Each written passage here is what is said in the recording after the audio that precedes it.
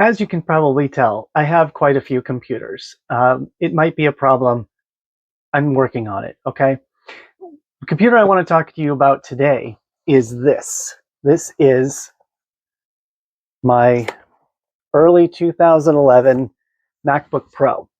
And this computer got me through a lot of freelance work. I did a lot of traveling with it. It's been everywhere from New York to Portland to Los Angeles to Dubai to London. This thing went with me everywhere. And I was a freelance graphic designer and obviously traveled a lot. And this thing it's a little bit heavy, so traveling wasn't always the most pleasant of things, but this computer was powerful enough at 2.2 gigahertz and Intel Core i7 processor, I think, and 8 gigabytes of RAM. And it was powerful enough that I could do the graphics that I needed to do on it and even render some video sometimes if I needed to do that. This thing got me through quite a bit for several years. And this is why one of the things that I want to talk about with this particular computer and older computers in general is that you notice that I have this Fedora logo on here, a Fedora sticker. There was a time when, I've upgraded my system now to something else, but there was a time where I wanted to hold on to this computer for other reasons. And at some point, these things, Mac OS on certain computers can only be upgraded to a certain level. This one goes up to High Sierra, and which I think is 10.13. I'll verify that later. But so this computer right here can only go to High Sierra. It's not the M1 processor, it's an Intel processor. So there's a lot of things that happen in the Apple world that make it very difficult to hold on to old computers like this and keep them useful and up to date. And that is a problem that I'll get into a little bit more. But, again, I have a bunch more laptops that I want to show you that I've held on to, and some of them have Linux, some of them run Linux on them, some of them still have Mac OS on them. This one does have Mac OS.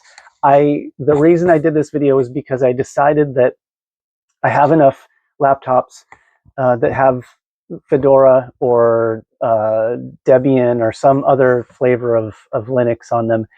This one I decided to keep for vintage purposes, and I wanted to go back to the Mac on this, even though I don't use this computer very often, hardly ever. My main daily driver is Linux. That's what I use. But I still use Macs. I do have an M1 Mac that if I do need to do something on a Mac that's more up to date, that's more modern, I use the M1 Mac, a new MacBook Pro.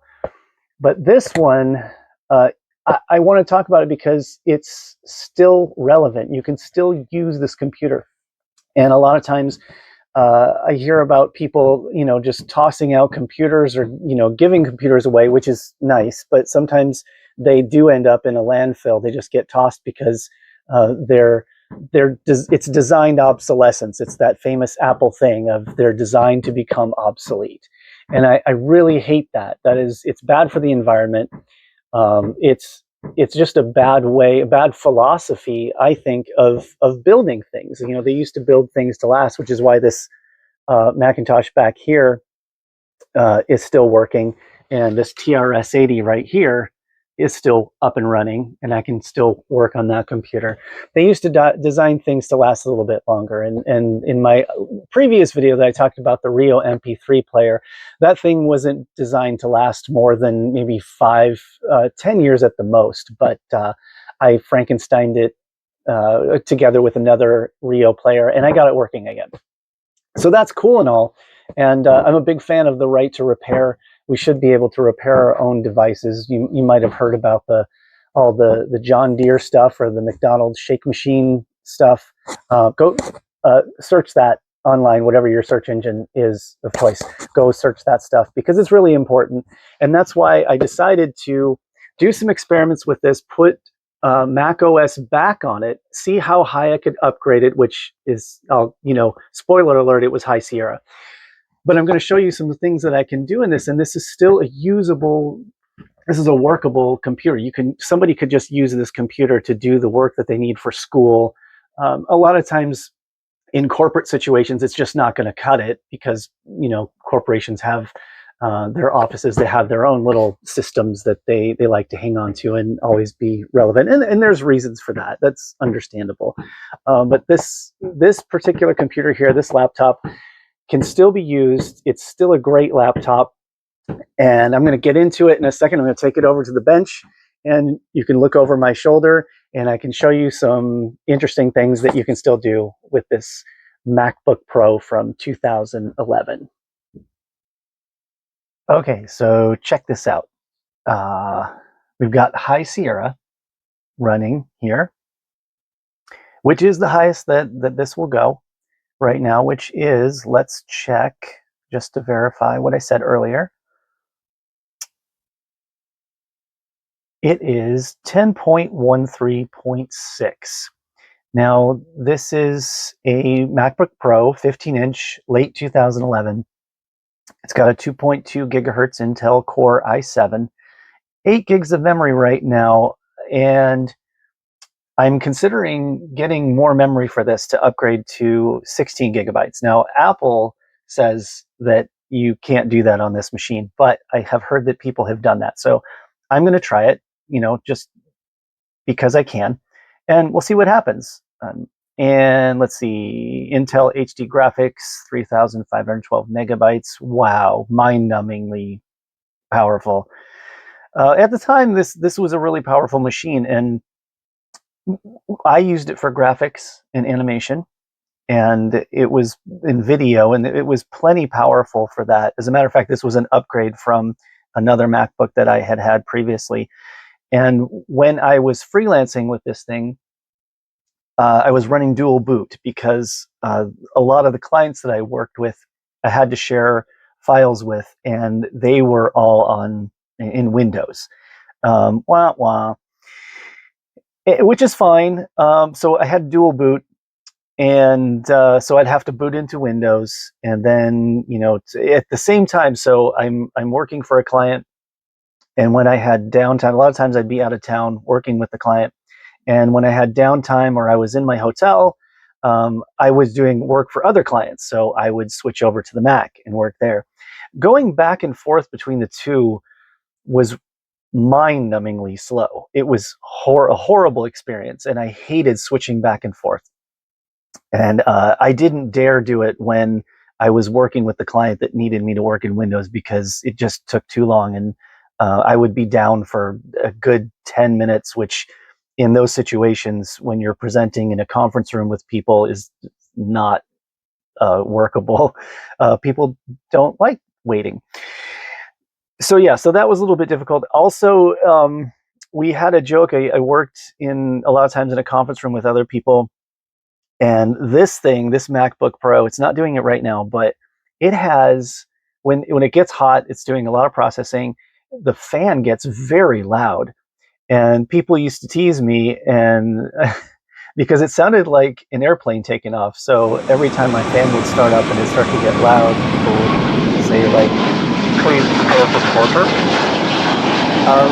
And it was apt, and and it was hilarious because sometimes I'd be in a video call with people, and people would start looking around in the video call and saying, what is that? What's that noise? I hear a noise. There's like interference. And I realized that it was my fan that was running high. So eventually I did have to upgrade this because the fan got too annoying, which sounds like a weird reason, but that's how things go sometimes. So, but getting back to this thing, and how it can be used now, could you use this every day, for everyday work? I think that you can. I think there's an argument to be made that this is a perfectly workable computer. First of all, let's check out the web browser. I'm using Firefox on here. I also do have Safari. To be honest, Safari at this point, it doesn't. Some websites are a little jumbled up on Safari. Firefox seems to do much better. For example, and you can do just about anything in the web browser that you can do on any other computer. So, for example, I've got DuckDuckGo up for searching, which I highly recommend. And let's see, YouTube. YouTube works fine, looks normal. Nice is a Rio 600 MP3 player. They look exactly like this. And I was living and my own website looks fine. It looks normal. Yes, it is supposed to look like this. It's very bare bones. Don't at me, bro. So yeah, so you can do anything in the browser. There's a few things that do have some trouble because of the age of the system, and a lot of streaming services, for example, like Netflix. I can log into Netflix and then it gives me a message that says, by the way, you need to upgrade your browser or your computer. So I can't watch Netflix on here. Wait, I went back and I must have upgraded Firefox or something on here because Netflix can watch Netflix on here. So I haven't checked any other streaming channels right now, but Netflix. But for getting work done, if you are a college student, for example, this could be perfectly fine. This has pages on it somewhere. It has pages in whatever the Apple spreadsheet thing is, I forget. So it's got, word processing. You can do, create Google Docs. If you want to do Google Docs or whatever your, personal preference for cloud-based document creation is.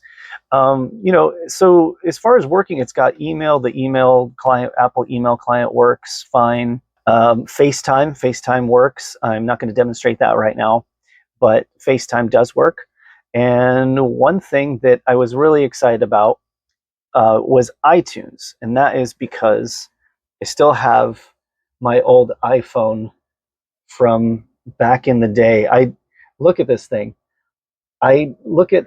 I love this format. I love this phone. This was a great phone. This phone fits nicely in my pocket. It's not bulgy. It's not like the huge iPad like phones that we have now. This was just a really great form factor. I love this phone. It works great. Yeah, the screen's a little small by compared to today's standards, and that's just something that you have to deal with. But the phone itself works. I only use it, I have it connected to Wi-Fi. I don't have any service connected to this phone, AT&T or Verizon or whatever. But I can use it for music. And as a matter of fact, I have it plugged into this laptop. And I can sync it with any of the music that I have on here, just like I used to do. So, it plays music fine.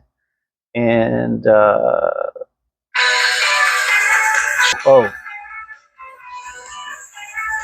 sorry about that. That's a little bit loud, and hopefully YouTube doesn't ding me for playing a portion of a song on here. But anyway, I used to get the music on here. I can connect to my home server.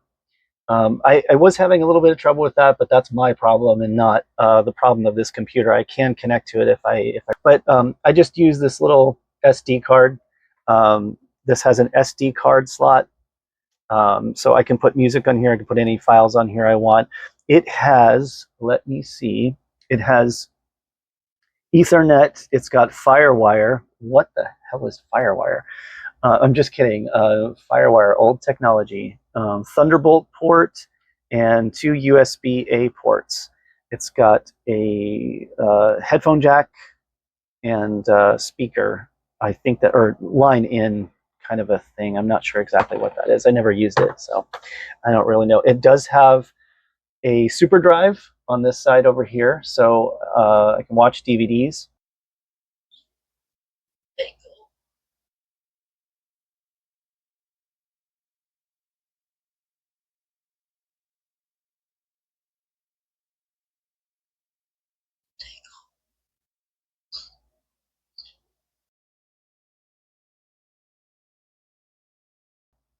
play CDs, whatever. Just so you know, CDs for you kids out there, those are those round silver discs that have music on them. I don't know if you have seen one somewhere, maybe at a thrift store. I don't know. But anyway, I can do CDs and DVDs on here. It's got GarageBand. It has iMovie and iPhotos, Photo Booth, iBooks. It's got a calendar, address book, all of the things that maps, all of the things that were on here that originally, you could do in High Sierra, any of the apps. I open up the App Store here. I can get Microsoft PowerPoint, Adobe Lightroom, Microsoft Word, Microsoft Excel, any Microsoft Office games, anything on here. Now, I haven't tested this, so I don't know exactly, which ones, some of them may work, some of them may not. I don't know because of the amount of RAM and the processor on here. I don't know if all these things will work, but I have the opportunity to try them out. So yeah, I still love this thing. It's a great computer. Would I use it as my daily driver? No, I wouldn't, because I have other needs, and I run Linux now. That's my daily driver, like I mentioned. But this is a great computer, and this is one of the things that I'm a huge advocate for, is not throwing out old technology. Now, I know that Apple, they build in obsolescence, and these computers are not meant to last that long. And this was 2011. It's 2025 when I'm recording this, and this is still a workable computer. This computer works great. My point in doing this video is that we don't need the latest computer right as soon as it comes on the market, and I think that is creating a huge amount of waste. Apple feeds into this.